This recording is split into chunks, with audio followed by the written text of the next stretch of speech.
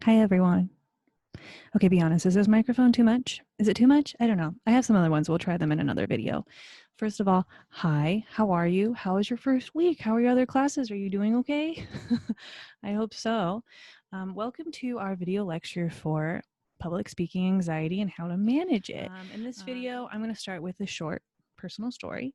We're going to chat about what public speaking anxiety is, reflect on our own experiences, talk a little bit about management techniques, both long and short term, and then we're going to end with a little bit of doodling, optional doodling, but I really encourage you to stay.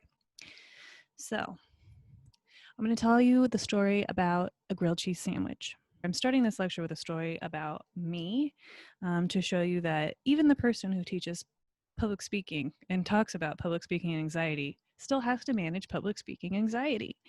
So let me first preface the story I'm about to tell you with some little kid dramatic thinking. You know how when you're a little kid, you lose one of your parents in the grocery store and you think, oh my God, that's it, I'm never seeing them again. And like everything's very final and dramatic. Okay, keep that in mind. Also keep in mind that I was very privileged as a kid to never go to bed hungry. And for some reason with kid logic, I thought that if you skipped dinner, you would starve to death overnight somehow. Okay, keep that in mind. All right, so anytime that I would go out to eat or get fast food with my parents, I could never talk to the cashier because it was way too scary. Instead, I would tell my dad, hey, Dad, give me the chicken tenders. And he would say, okay, she wants the chicken tenders. One night we went out to eat, and my dad said, okay, Ricky, it's time to be a big girl. Order yourself. You're going to talk to strangers tonight. And I said, no, not going to happen, Dad. So we go out to eat. The waitress, wonderful, so friendly, so nice. What would you like to eat, little girl? And I, leaned over to my dad. Dad, I want the grilled cheese sandwich. And he said, no, you have to talk to her. And I thought, oh my God, no. And I said, Dad, please just give me the grilled cheese sandwich. And he said, no, you have to do it. And I remember saying, never mind, I'm not hungry. I won't eat dinner. I'll just starve to death. And in that moment, I think I was 5, by the way, in this story, I had really decided I would rather accept death than have to talk to this person I don't know. That's public speaking anxiety. That is the fear of real or anticipated communication events to others. And you might be very familiar with that feeling yourself. If you don't already have something to take notes on, here I'm going to come back out to full screen. If you don't already have something to take notes with, a pen or a paper or a Word document on your computer, go ahead and do that because I'm going to ask you to reflect and write a few things here in a minute. So think about how it felt last week to talk in front of everybody in the class on Zoom. Was it fear producing? Did you get nervous doing it? Reflect on how that felt. Think about it for a minute. And what I'd like you to do right now, if you haven't already, is pause the video, go click on the Google form that you saw on the page to get to this video. Click on that, fill it out. It's going to ask you how your anxiety occurs when you think about talking in front of different groups. And on Thursday, we're going to see how everybody in the class sort of stacks up. So go ahead and fill that out if you haven't already. Okay, did you do it? Okay, welcome back. Now we're going to talk about something really important, and it's a theme that I'm going to be encouraging you to do the whole semester, and that is self-reflection. Reflecting is super duper important here. We need to learn our unique quirks, styles, fears in order to learn how best to manage them. I'll give you some examples of that in a minute, actually. And then I really encourage, these are the things I encourage: awareness, reflection, and acceptance without judgment. The more we try to fight our anxiety and say, don't be nervous, it's going to make us more nervous, and it's not really going to do anything positive for us. Instead of fighting against your anxiety, listen to it, respond to it. We can be reactive of, oh my God, I'm nervous. I can't believe I'm nervous. I'm so angry, and no one's going to like what I'm going to say. Instead of reacting, try responding. Okay, I'm nervous. I'm going to sit down. I'm going to take 10 deep breaths. I'm going to call my friend and have her give me a pep talk, right? I see the anxiety. I'm going to listen to it and then respond to it gently. That's what I really encourage you to do. So take a look at these questions here, and either right now or you can pause the video, go ahead and write as many answers to these 4 questions, the lighter gray ones that you can. What feelings do you have when you're speaking in front of a crowd or thinking about speaking in front of a crowd? Can you name the specific emotion, right? Is it nervous? Is it scared? Is it worried? Get as specific as you can. Next, what thoughts are you having, right? Everyone's going to laugh at me, or no one's going to think I'm smart, or maybe I don't really understand what I'm saying. See if you can identify some of those specific thoughts. See if you can also identify specific fears, right? I'm so afraid I'm going to drop my note cards and they're going to spill everywhere. Or I'm so afraid that no one's going to laugh at my joke. Write those down. And then this last one, I think this might be the most important one, is really tap into your body, right? What happens to your body when you experience anxiety? And a lot of the times we hear in our culture of mind over matter, push yourself, the body doesn't matter, only the mind does. And I really say, let's listen to the body. Let's respond to it. Let's not ignore it. So what happens to your body when you're nervous? Do your hands get shaky? Do you get lightheaded? Do you feel fainty? Does your stomach hurt? Does your heart race? Write down as many sensations that you can remember happen to you when you're speaking in public. So go ahead and take a minute, pause, write down your answers here, think about them. Okay, did you do it? Okay, now this is the really useful time.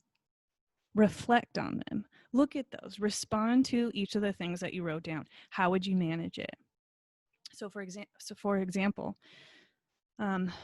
say you're afraid of dropping all your note cards and they get out of order and you just keep replaying, I'm dropping everything and then I don't know the order and I'm scrambling to pick them up. What can I do? What can we do to address this fear? Brainstorm.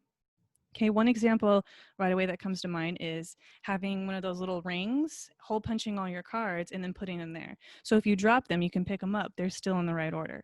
That can maybe help reduce your anxiety a little bit. What about a bodily sensation? What can you do to combat that? One for me is shaky hands. My hands get so shaky when I'm nervous. And you might identify with this is that it becomes this horrible cycle, right? Of my hands, here, I'll have a piece of paper. Can you see? My hands are shaking as I'm reading. Wait, let me make sure. My hands are shaking like this. And then I'm like, oh my God, everyone can tell my hands are shaking. And that's all anyone's ever thinking about. And then I shake more and then I'm worried about it more. And then it's just a horrible, horrible cycle. So what do I do to combat shaky hands is one, I don't hold my notes. If there is a podium, I will prop up my notes so I don't have to hold them and I can read them. Hi, okay. Oh, can you hear me? I'm not sure how close I have to be to this mic. Prop up your notes so you can see them without touching them. That's what I do. Right now I have some notes here propped up against my laptop screen. Sometimes I also use something that's got a hard cover, so like a notebook, that if I am shaking, you can't really tell. Same thing with something like note card, right? If I'm trembling, it's not moving as much as a piece of paper, and that makes me feel a little bit more confident. Here's a painting I did. So I'd like to invite you to go through this list that you have made of your specific fears and bodily sensations and think about how you might respond to them or manage them. If there's one that you're coming across that you're stuck on, like I have no idea what to do when my palms get super sweaty, send me an email. Post it on the chat room for our Canvas site. If you go to Canvas on the, which way is left? I don't know, on one of the sides, you'll see all those links. Click on chat and that'll take you to our chat room. And it's sort of like an informal meeting place. Post your question of how the heck do I deal with sweaty hands when I'm talking? And it'll be a nice place for people to brainstorm. You can also ask me and get feedback and I can offer you something to try. So how do we work on managing our anxiety? There's going to be two goals here. Two pathways, two goals that we're going to be focusing on, long-term and short-term. So long-term management. If I say, okay, you have a speech tomorrow, that baseline anxiety you feel about having to speak tomorrow, our long-term goal is to reduce that, right? If I say you have a speech tomorrow and you have 10 out of 10 anxiety, long-term, we'd like to reduce that, right? Down to 9, down to 8.5, down to 8. That happens over the course of your lifetime, but also it can happen in this semester too. So I hate to break this to you, but there's no secret to not being nervous. There isn't. There is one way that you can reduce anxiety over time. And you know what it is? It's just doing it. You just do it a whole bunch. You just practice. That's it. I'm so sorry. There's no secret. That is the only way. So this is actually, psych majors might be familiar with this term. It's called systematic desensitization. And this is systematically, so over time in some kind of a routine, you desensitize yourself to stimuli that is spooky and scary. So for example,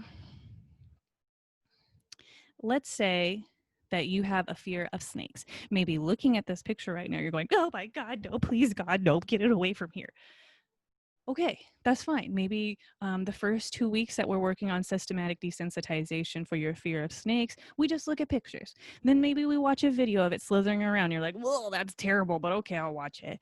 And then maybe I bring in a live snake and I keep it over there in the corner next to my humidifier and say, okay, look, there it is. And you're like, oh my gosh, I don't even want to go near it. You don't have to. Then the next week we take one step closer the next day, one step closer the next day. Then I maybe say, hey, maybe you want to pet its tail. And you're like, okay, I'll pet the tail. And then there you go. You're touching a snake when a month ago you couldn't look at a picture of one. That's systematic desensitization. And we're going to be doing the same thing in this class. We're going to be taking steps closer and closer to that public speaking, exposing ourselves to it so we get more and more confident, less nervous. So you hear me say that metaphor a lot, is keep taking steps closer to that snake. That's what I encourage you to do here.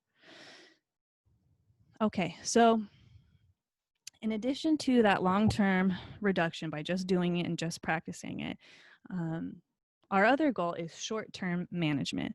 So it's like, okay, eventually I'll be less and less nervous over time, but I have a speech tomorrow. How do I manage the anxiety I'm feeling right now? Okay, there's a million techniques that you can try. Here's my advice. Take what works for you, ignore what doesn't. It's going to be different for everybody. I have a list here of specific techniques that I have found work for me personally, that come from research on finding what actually works, and then from working with students over so many years of what has been beneficial for them. So I'm going to go through a ton of these techniques out here for you. And I do want you to take some notes on this, write these down, because on Thursday, I will ask you to come to Zoom being ready to commit to 4 techniques that you want to try this semester. One is one that you heard in this video lecture that you'd like to try. One is something that has worked for you in the past. So what has been something that you've done to manage your speaking anxiety before? Keep doing it if it works. One is one that you will research on your own, do some Googling, talk to some other people. And then one is one that sounds really weird. You hear it and you're like, that's not going to work for anybody. That sounds really weird. Try it. You never know. Try a weird one. Okie dokie. So let us talk about some of these specific techniques. I'm going to go through these kind of quick. If there's any that you want more detail on, let me know. Number 1, do breathing exercises. Go on YouTube, find a 3-minute breathing exercise, search for them. They're readily available. Deep breaths will help reduce your anxiety. Another one is knowing your triggers, knowing what triggers your high anxiety. For me personally, and for many other people, feeling unprepared. Didn't put enough time in it, don't really know what you're going to say, are kind of winging it.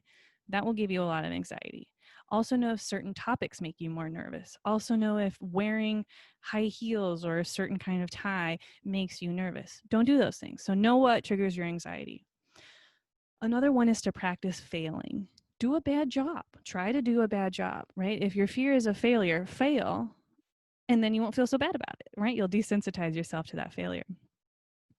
Here's another one, is fake it till you make it. You might not be confident, but pretend like you are anyway. And I actually have my own little theory on this. Okay, here's my chart. So think about what a confident speaker does. Think of a speaker that you admire, whether that's someone famous or a particular teacher you really liked, that you thought was a really good public speaker. Emulate what they do. And here's the thing, if you act like a confident speaker, 1, you'll come across as one, and then 2, you'll become one. So this little chart here, can you see my mouse moving around?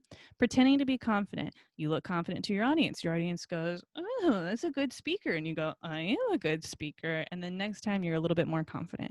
So it feeds into itself like that. Another one I love is the 10-10-10 rule. So asking yourself questions that help minimize your anxiety you're feeling. So will this matter in 10 minutes? No, I'll be out of here. After this, I'm going to lunch. I'm not going to matter. It's not going to matter that I didn't do a great job on my speech. Will this matter in 10 days?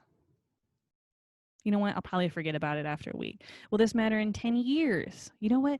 You might not even remember that you took a public speaking class, much less that you didn't do as great on one of your speeches as you thought you would that day. So 10, 10, 10 can kind of give you perspective. Here's another one is pump yourself up. So there's a million ways that you can get yourself pumped up, have a friend give you a pep talk, listen to a song you really like, go to the gym, pump some weights, go for a run, get that endorphin high.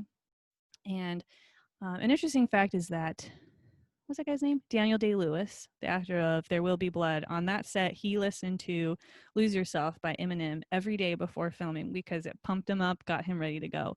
So find your pump me up song, listen to that. On the other side of the coin, if you say, I don't want to get pumped up and more nervous, I want to reduce that nervousness. Again, go back to breathing exercises, go for a walk, meditate. Here's another one is know your stuff. The more you know your topic, the more confident you're going to feel about it. Here's another one is know that no one is rooting against you. Think about how many times you've seen someone be really nervous when they're talking and you can tell. What are you thinking? Right? Are you thinking of, I hope they fail? No, you've probably been thinking of, oh no, I wish they understood that they're doing good. You're doing great, sweetie. So realize that people, if you're nervous, they're probably doing that for you too.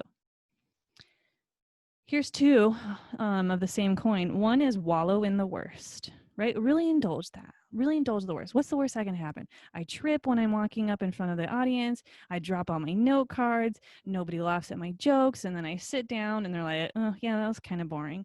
That's the worst that could happen. Ask yourself, can I survive that? Can I survive the worst scenario I can imagine? And if the answer is yes, then you'll be okay no matter what happens. On the other side, practice visualizing a good outcome. Imagine yourself getting up there and you kick ass and everyone loves your jokes and they're applauding and the teacher's crying. I'm crying in the background going, that's the best speech I've ever heard, right? Imagine things going well. They're more likely to go well if you imagine them. Here's another one is pick topics that you're very passionate about. If you pick an issue that you're really passionate about, say reducing plastic pollution in the ocean, you can think about the topic and the speech you're trying to give as more important than just you, right? My nerves aren't important here. I'm delivering a message that I think will help the world and help a lot of other people. That is more important than my anxiety right now. Here's another one, have a plan B if things go wrong. What if my PowerPoint doesn't work? Have a plan B for it. What if I forget my note cards? Have a plan B for that. Here's a great one is focus on getting through the first 30 seconds. So in graphs of people's anxiety over the course of their speech, your anxiety will be the highest in the first 30 seconds. It will gradually taper off, and by the end, you might not be feeling nervous at all anymore. So just focus on that. First 30 seconds is all I got to do, and then things will get a million times better. Reframe the speech that you're giving as a conversation, right? Don't think of it as I'm talking at people. Think of it as I'm having a cool conversation with people I really like. Here's one is having some sort of fidget toy that no one can see. So for me, I'm a big fidgeter, right? I'm always going like this. And a lot of times, unfortunately, fidgeting is not seen as professional, even though it can help a lot of people with their anxiety. What I used to do, and this is really exposing myself here, is I used to wear closed-toed shoes and have a rock in it. So my toes, this is so embarrassing. Why am I sharing this? My toes would be playing with the rock inside my shoe and I could fidget. But on the outside, no one could see it. I looked totally professional. Find something like that that works for you. All right, I'm going to say a bad word on this one, but this is my favorite technique, is when you're nervous about a speech, say, fuck it, right? Of, man, I'm really nervous. What if no one laughs at my jokes? Fuck it. They don't understand good humor, right? What if I drop all my note cards? Fuck it. I'll just wing it, right? What if I don't get a good grade on my speech? Fuck it. I'll do other stuff. I can't tell you the power in using a profanity to combat those negative thoughts that can happen when you're anxious or nervous. Another one that I love personally, is imagining my anxiety get really tiny. So for me, this means thinking about the universe or astronomy, right? So think about this big presentation you have coming up and how big that anxiety feels, right? It's all you can see, it's all you can think about. Think about how big the universe is. Okay, go. There you go. All right. Here's the Earth from the moon. Look how tiny the Earth looks. Look, your speech is on that Earth. Look how small it is. It's so tiny. That anxiety is so tiny. It's not a big deal in the scope of the universe. But wait, there's more. Look at how tiny the Earth is compared to Jupiter. And this isn't even to scale. Jupiter is actually way bigger than this. Look how small your presentation anxiety is getting.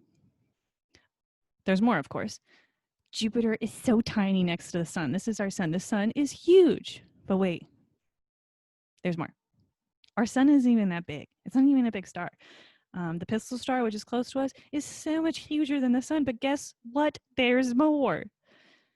That's not even the biggest sun. This other star is way huger. And then, of course, there's more. Probably some cool aliens, billions of planets, billions of stars. Look how tiny our anxiety got. Right? So you might be looking at this going, well, that's the most useless thing I've ever seen. Don't use this technique. If you're looking at this going, you know what, that does make me feel a little bit more confident, then use this technique. Let's come back to full screen here. Alrighty. So the last thing I'd like to invite you to do is just a little thing for fun. Get out some kind of piece of paper that you can actually draw on. Let me go back to this. And what I like you to do is think of your anxiety as a monster. If your anxiety was a monster that you could go into battle with, what would it look like? Right? Some examples here is maybe it has some like tentacles and you feel like, oh, I can't breathe. That's how it makes me feel. Or, you know, it feels like it's really squishing me, like a giant is squishing me and make me feel really small. What would you say yours looks like? Be creative, have fun. Pause this video, draw something, and then come back. Did you draw it? Okay, first of all, I would love to see what you drew. I really encourage you to take a quick picture of your anxiety monster and post it to our chat room for the class. Be brave, be the first one. Does it make you have anxiety to be the first one to post your monster? Do it. Take a step towards that snake. So share your picture. And then what I'd like to do is the ritualistic ceremony of showing dominance over your anxiety monster. Do I have paper? Yes. Take your anxiety monster and crumple it up. Yes. Didn't that feel good? Number 2, next thing I want you to do is throw this, without getting up, throw this into a recycling bin or trash can. I don't even have one in this room. Okay, if you didn't make it, go over to where your ball lands, stand there, pick it up, and then throw it into the trash can. Keep doing that until you make it into the trash. And this is symbolic, right? You're probably not going to make it the first time. You're probably not going to conquer all your public speaking anxiety on day 1 or overnight. It's going to take multiple attempts. You're going to have to keep trying. You'll get there eventually. Last but not least, to sum this all up, I hope you gain some feelings of not being alone in terms of your own public speaking anxiety, and gain some techniques or strategies that you can use to manage it. So after you finish this video, spend some time researching some other techniques, Google around, ask some friends what they do, and then commit to those 4 strategies we're going to talk about on Thursday. Then you're welcome to continue on through this module to our listening section. Okay, have a great day. Goodbye. Don't be scared. Know that I care. You're always welcome. Here. Okay, bye.